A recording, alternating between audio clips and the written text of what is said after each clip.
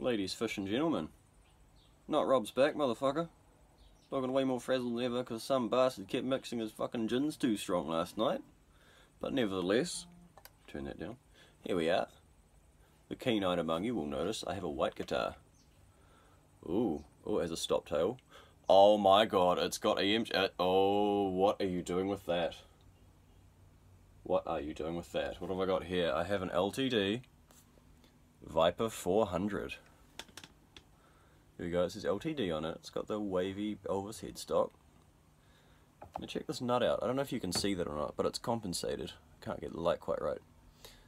Now, that's a bizarre nut, but a very good one nonetheless. It was made in Korea. It probably says that on there somewhere. Blah blah, in there maybe. ESP because, you know. EMG 81 and 85. Ooh. With a 3-way volume and tone, lots of dings from the last guy, and I don't honestly know how you would get dings in there, but this guy managed it. Also playing through a new toy that I decided to keep, because my my Valve King just blew up. So I thought, you know what, aside from that, peavey have always been quite good to me. And this is the bit where you go, oh not Rob, please, come on. What the hell are you doing with your life? And I bought one of these. I've bought a peavey Bandit 112. The solid state, 2-channel.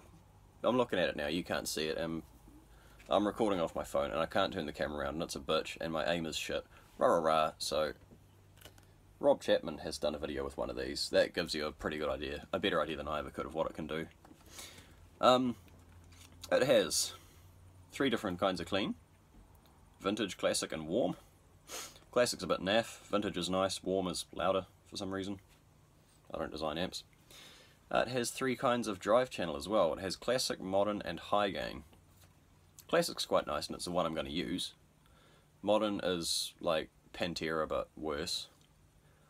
And high gain's quite cool. High gain is like classic but just turned up to 25. It's quite cool. It's got reverb, it's got an onboard boost, it's got an effects loop. Shit yeah, it has an effects loop. It's foot switchable, it has a power scaling thing, I haven't quite worked that one out yet. But I think that's to do with how it sort of behaves and feels. It's a funny amp, it's all transistor. No, none of this bloody valve input preamp stage nonsense, none of this modelling bullshit. No, it's at its very heart, it is an analog amp. And it's quite cool. And it behaves like a valve amp, just it's not. Now I'm a really skinny guy, I'm little. I had trouble moving the Valve King because it was a big bastard. The Valve King was quite cumbersome, was heavy, it ran hot, and you could only get a good sound out of it if it was getting up there, which is a pain in the ass with valve amps. It was 100 watts, so I mean, what else did I expect? But still, the Bandit I think is 80. It's 100 if you plug it in another cabinet, which is, I don't know how that works. I failed high school electronics and physics and shit. But yeah, the beauty of solid state is you can get good sounds out of it without having to crank it. And so far I'm quite enjoying it. I need to break the speaker in, obviously, so it's a bit MIDI, it's a bit thing, it's a bit not quite bass enough. But you know, it was brand new, it was a good deal, and the only reason I'm not going to open it up and piss around with it is because it's under warranty. Now this Viper I've got here is actually a really cool guitar. If you've ever wondered about them, like, if you like a fat neck, yep, this is it. This has a U-shaped neck on it. I don't know how much good this is to you, just me showing you like that. It has a volute though, which is useful. It means if you drop it, it's a lot less likely to break. It's got a sturdy neck joint. Just ignore the finish crack on my one. Where are you? Am I going to pick it up? There's too much light. How about now? There we go. You can see the finish crack in it.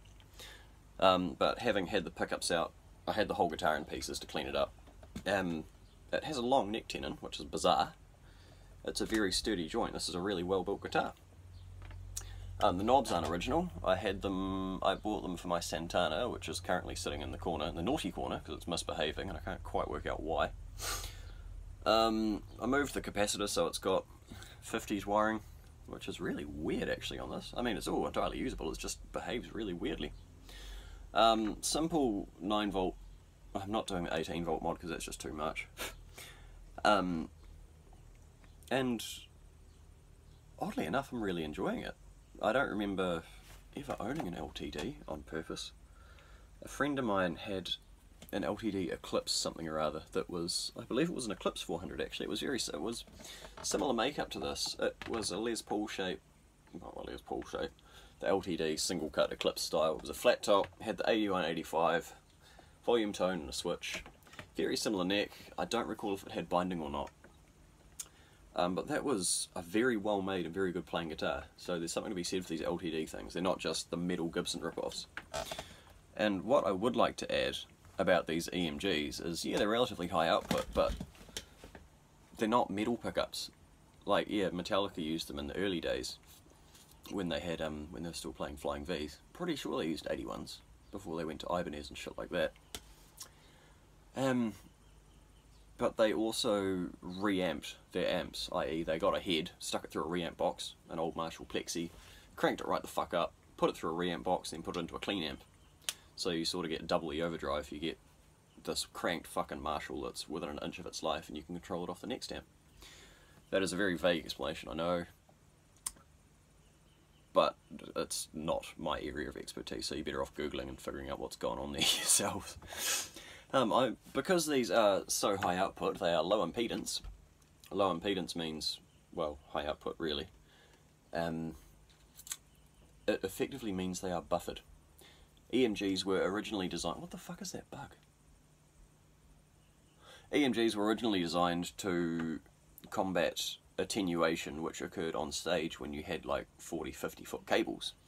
So you didn't lose all your high end, and as a result, I'm having to plug into the low gain on the Bandit because they're just that bright. Well, they're not because they're bright, because they're just that grunty. So I'm going to turn both the controls up, volume and the tone. We'll start on the neck pickup.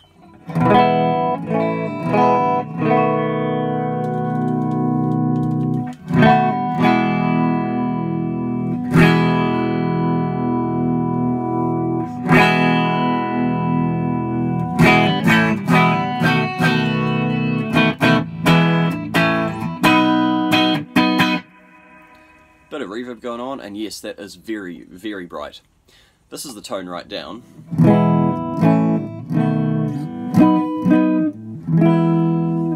Oh yeah, I got a new chair too. I'm not quite sitting up as high.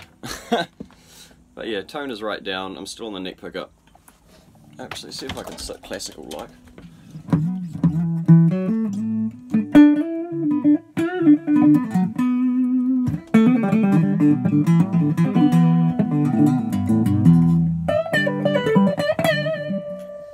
Now if I just start edging the tone up,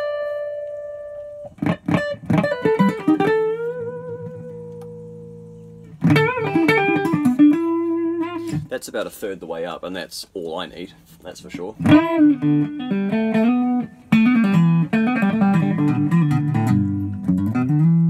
Go to the middle. Now the middle doesn't sound like your normal middle position on a 2 humbucker guitar. It almost sounds straight like an out of phase. It's really funny.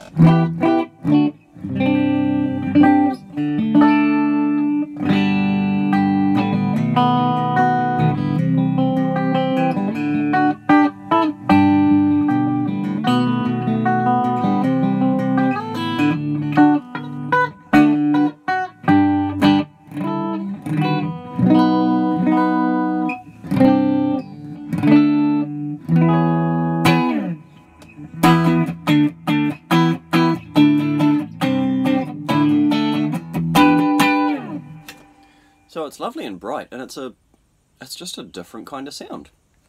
Maybe it's because it's a 24 fret guitar and they're so close together. I had a similar sort of experience when I was playing a BC Rich Mockingbird, which had passives in it. I was in Germany, this was about 10 years ago.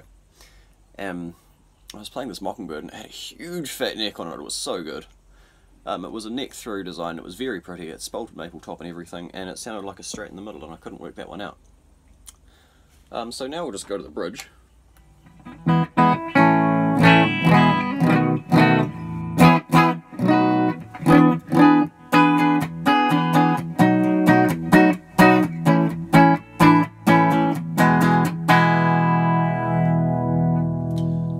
See, we're on the bridge. Yeah, there we are.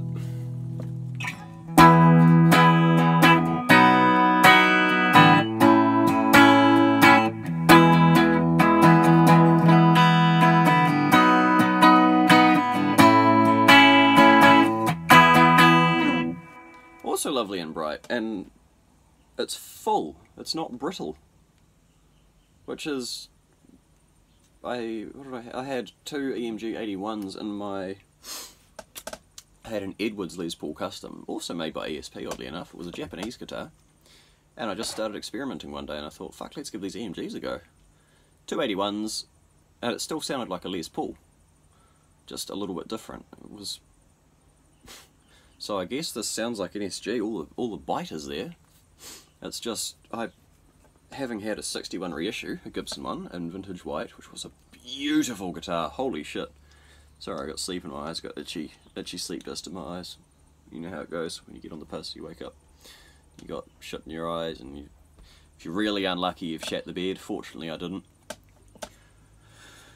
Anyway, it reminds me of my 61 reissue, mostly just because of the colour and the feel.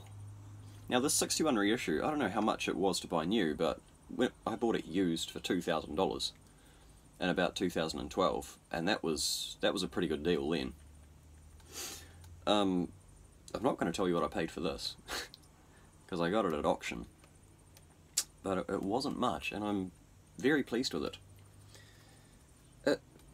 Is, as you know, it's offset, so you know the top horns sticks out more than the bottom one, and it's got this big sort of artsy belt thing going on because that's on a slant rah, so you can play it like that and it looks normal. Anyhow, it reminds me of a Jazzmaster. It's got a nice big neck on it. It's got a break angle going on. I don't recall a Jazzmaster having a break angle, as it were. It's a flat piece. This is clearly angled. If I do that, can you see it? Yeah, that's me holding the guitar flat. Notice the neck sort of fucks off down there somewhere. Yeah, you can tell by the strings how they're on a funny angle. They're quite close to the neck, but they stick up a lot when you use the L piece. Anyway, Jazzmaster, it just feels like that. It's, yeah, alright, it's a little bit neck heavy, but it's an SG shape. What did you expect? It's also lovely and light, despite being all mahogany. So, you know, fuck it, let's just turn the drive channel on and have a bit of fun, shall we?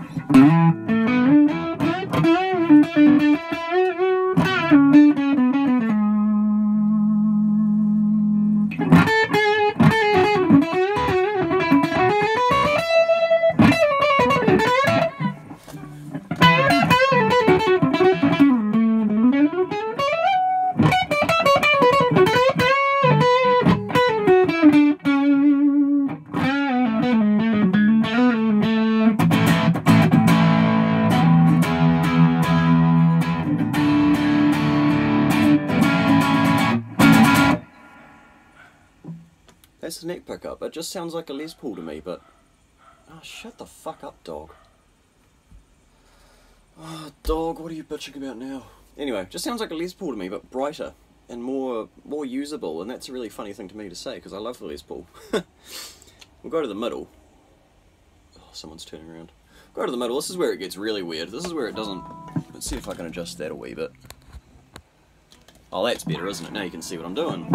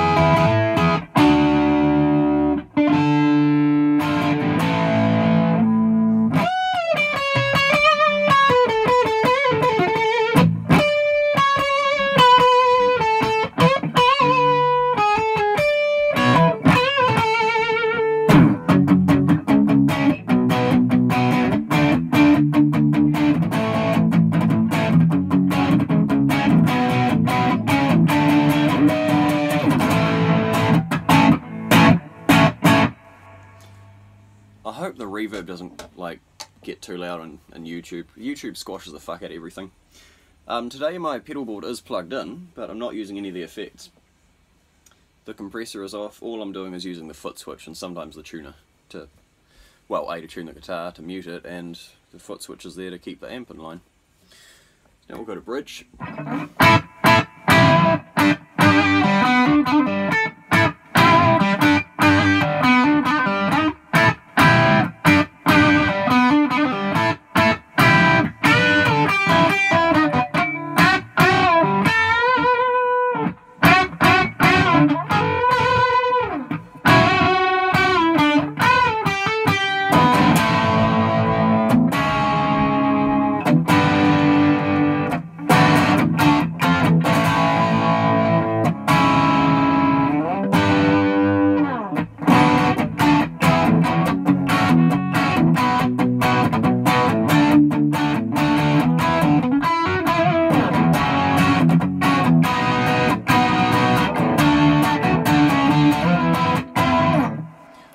Tone right down.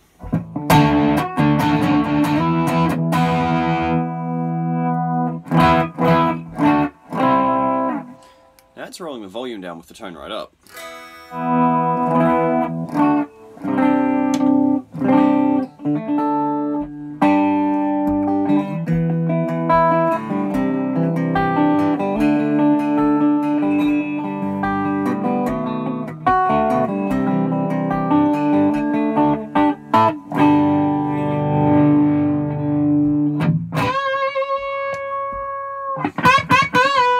Everything's up.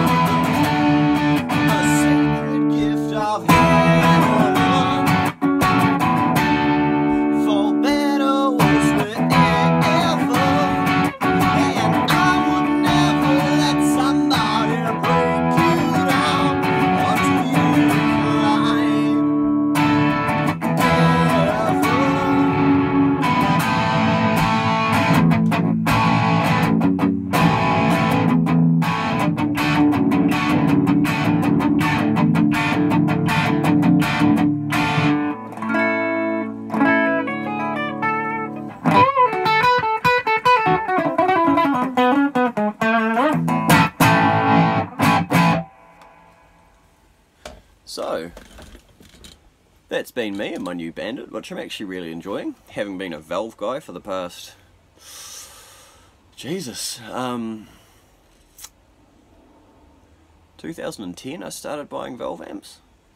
It's now the very beginning of 2018. Scary thought that. I've had AC30s, I've had JCMs, I've had, I think I've had 2 Fender Twins, I've had a 79 Silverface, I've had a red knob, I think I've had another red knob twin in there somewhere but I don't remember. Couple Marshall Class 5s, JCM 800 50 watt, JCM 900 50 watt, which is a very good amp, I love the JCM 900. 2 AC30s with greenbacks, an AC15 with greenbacks, a peavey Classic 50 which was fucking rubbish. There's always an exception to the rule. Like the peavey Classic series I just cannot get along with. They are the arse ones. Who else makes amp? I had a Mesa DC10 which was like a Fender Twin but less usable. I just couldn't get it to agree with me. I could not for the life of me work it out. It was heavy as fuck. Oh my god. Heaviest fucking amp ever. Marshall I didn't have a 6100, but I borrowed a 6100 head, 30th anniversary thing, very cool amp. I've had Jet City JCA 100H, I think, 46L6s, it was a head. I had the matching 212, that was also a very good amp, did all sorts of shit, so cool. And that's when I got my carpool shit going on, so I got rid of most of my stuff, idiot. So yeah, this wee bandit, this, well, I guess budget gigging amp with valve emulation, transistor tube, whatever the fuck that means. Fucking good little amp. There's nothing, like, all I wanted was a 112, because I'm a skinny fucker. There's nothing to me, I couldn't lift a cat. I wanted a 112 with 2 channels and an effects loop. Clean, dirty, effects. Don't need reverb, but fuck, it's there anyway. And it's also nice and light. It'll fit in my tiny car. I can carry it. It does what I want. Sorted. Good job, Peavey. This is why this amp has been in production for 30 years.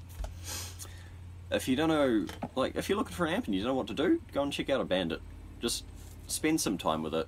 Take your guitar to the shop if you really need to. I mean, that's usually a pretty good idea, but just go and have a hoon on one. They're fucking good little amp. Played at my friend's house last night as well with my other mate. 2 inputs on it, very useful. We had a great time. And also, the other star of this show, LTD Viper 400 from 2008. Sponsored by people who ding their shit up, fuck knows how. It is worth noting it has 10 to 46 on it. Wrap the strings over the tailpiece, and it plays fucking well. I'm really impressed. So, don't turn your nose up at one of these. If you see one cheap, fucking buy it. Clean it up, set it up, have fun. If you need an amp, check out a Bandit. Really pleased, blah blah blah. I've been not Rob, I shall continue to not be Rob. Thank you, Rob, because I know you're watching. You bastard.